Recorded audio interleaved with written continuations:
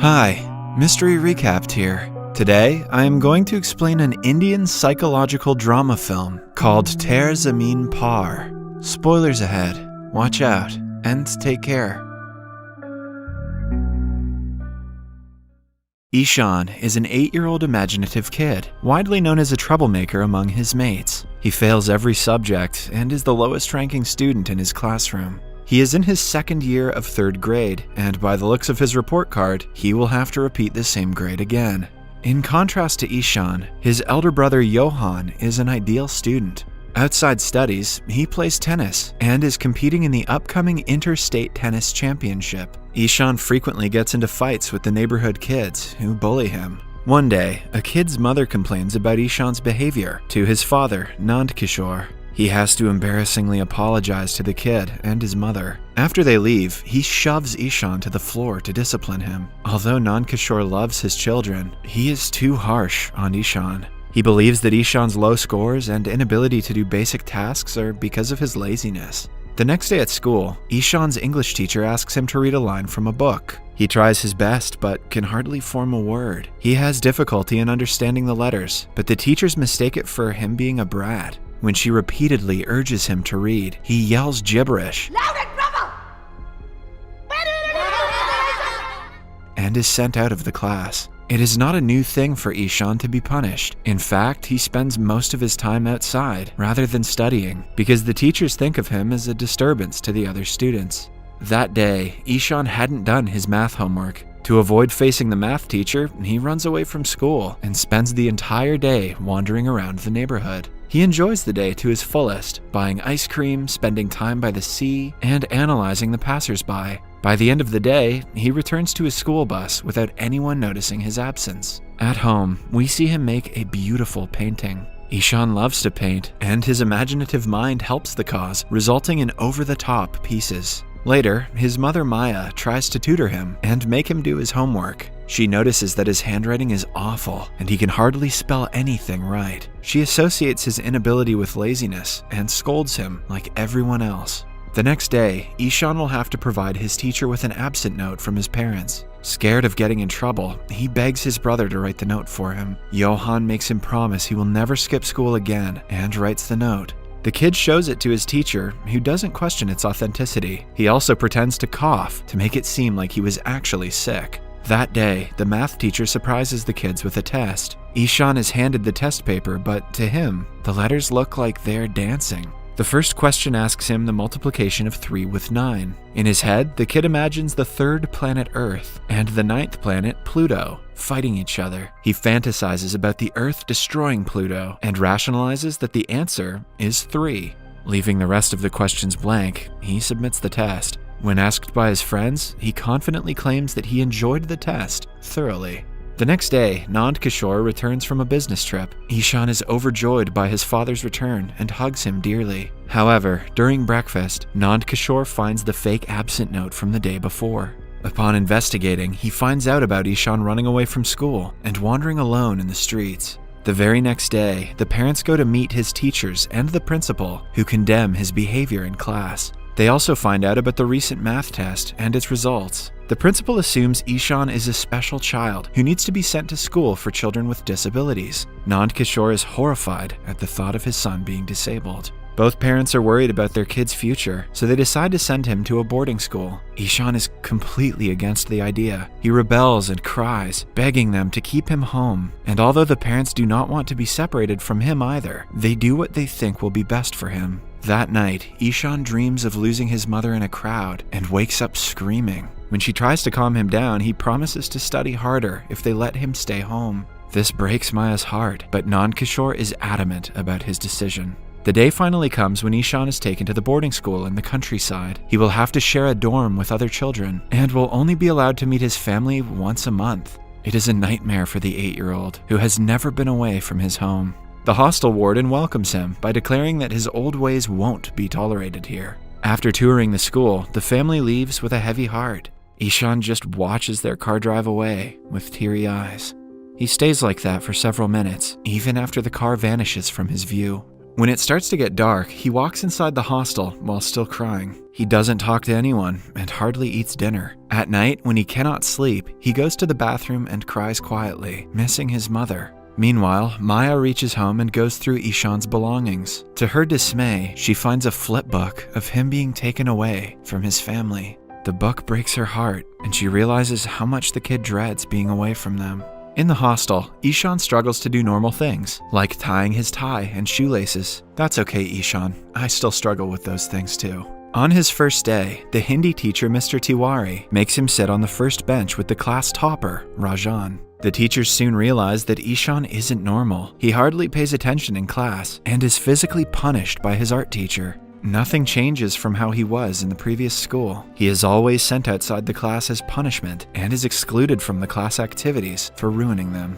With time, he gets so frustrated that he tears his books apart and throws them into the bin. He stops trying to do better in school and goes into a spiral of depression and self-loathing. When his parents come to meet him after a month, he locks himself inside a room and bursts out crying for the first time since he last saw them. On being urged, he runs outside and takes several laps of the basketball court to rebel. The family takes him to a hotel for the night to give him a break from his life at the hostel. Johan gives him a hamper of painting supplies as a gift, but little does he know, Ishan has cut out his creative side and stopped painting altogether. The next day, the family bids him farewell and leaves him alone yet again. Later that day, Ishan is the lowest he has ever been. He looks down from the terrace of the school, thinking about how it would feel to jump from that height. His only friend, Rajan, interrupts his thoughts and tells him about their new art teacher. Ishan doesn't think much of it because no teacher has ever helped him. However, it is surprising to the kids that the new teacher, Ram, enters the class in a Joker costume. He sings a song, plays a flute, makes them dance, and lets them enjoy the class, in contrast to all the other teachers. While the old Ishan would have loved this, the depressed one doesn't participate in any of it. As their first task, the students are asked to draw or paint anything they want. Ram wants them to show their creative side so he knows what he has to work on next. The children start to draw several things, all different from one another, but Ishan doesn't even touch the paper.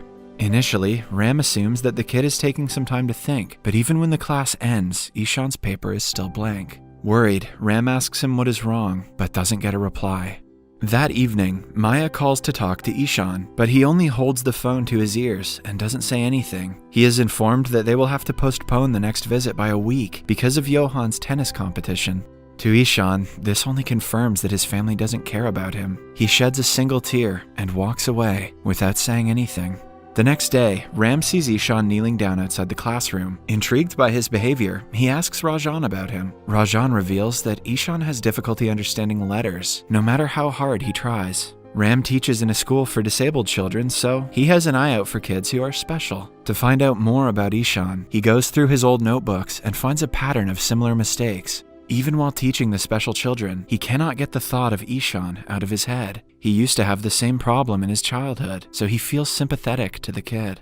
Weeks later, he recognizes what Ishan's actual problem is and travels to his hometown to meet his parents. They welcome him and let him take a look at Ishan's bedroom. Ram is surprised to find out that Ishan used to paint. This makes him even sadder that the kid lost his sparkle because of the pressure that was put on him. Nandkishore belittles his son, claiming that he is lazy and he hates studying. Ram retaliates and shows him the pattern in Ishan's mistakes. He often inverts the letters, as if he has difficulty differentiating between them. Still, the father associates it with laziness, but Ram bluntly claims that he is wrong. He declares Ishan has a neurological condition called dyslexia that causes him to not understand certain patterns, like letters and words. In addition, he has difficulty coordinating, which causes him to not be able to tie his shoes. The kid must have been suffering so much because no one understood that he couldn't read and assumed he was just being lazy. So in other words, it's the parents who are being lazy. Oh snap. Nandkishore thinks Ram is calling his son a retard and lashes out at him. To make him understand, Ram asks him to read foreign letters written on a box. When Nandkishore is scolded for not understanding the letters, he finally realizes what his kid must be going through. Still, he refuses to acknowledge that his son can make a living out of his only passion, painting. Ram is determined to prove him wrong. When he returns to school the next day, he teaches the kids about all the famous historical figures who weren't so good at studying when they were children. He gives them examples of scientists, actors, and philosophers, which makes Ishan feel a lot better about himself. When Ram asks them who invented the light bulb, Ishan speaks for the first time in weeks and answers, Thomas Edison. Ram sees a shimmer of hope for the boy to learn.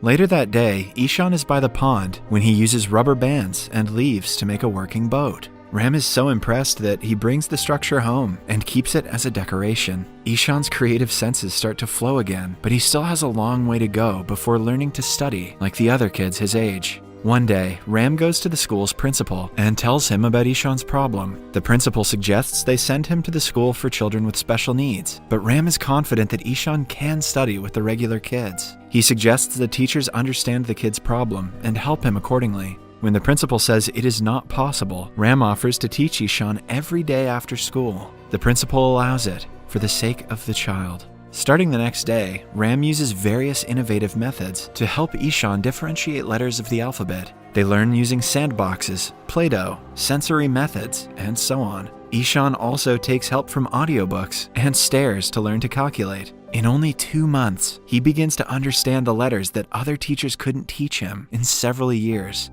One day, Nand Kishore comes to the school to talk to Ram and boast about how they are researching more about their son's condition. He wants Ram to know that he's not an absent father and is proud to be the way he is. Ram, on the other hand, blames the father for being the reason the kid lost self-confidence, which even Nand Kishore cannot deny. On his way out, he sees Ishan trying to read from the notice board. Regretful of unknowingly hurting his child, he tears up and cannot get himself to face him. A few days later, Ram organizes a painting competition for both teachers and the students of the school. Everyone gathers in the amphitheater and participates. Ishan uses the painting supplies that he was gifted by his brother for the first time. The competition starts and everyone gets busy drawing. Even the teachers enjoy the event and do their best. By the end of it, Ishan creates a beautiful painting of himself sitting by the pond. He goes to the front to submit the painting and sees that Ram has painted a portrait of him. He is left speechless at the sight. A while later, it is announced that the winning painting will be on the front of the new edition of their yearbook.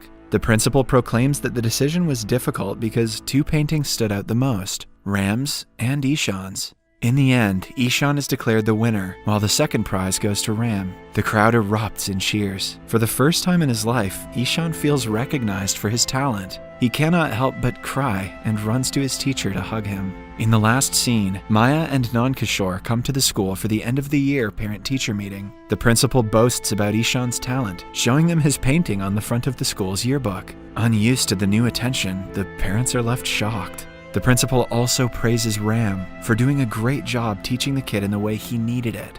Later, the parents meet Ishan's teachers, who show them the report card and compliment the kid's undeniable progress. Outside, the couple watches their son playing and cry tears of happiness. Nand Kishore thanks Ram for helping Ishan and apologizes for his behavior. Lastly, Ishan bids farewell to Ram and goes back to his hometown for a vacation. Subscribe for more videos like this, turn on notifications, and leave a like to help the channel out. Thank you for watching.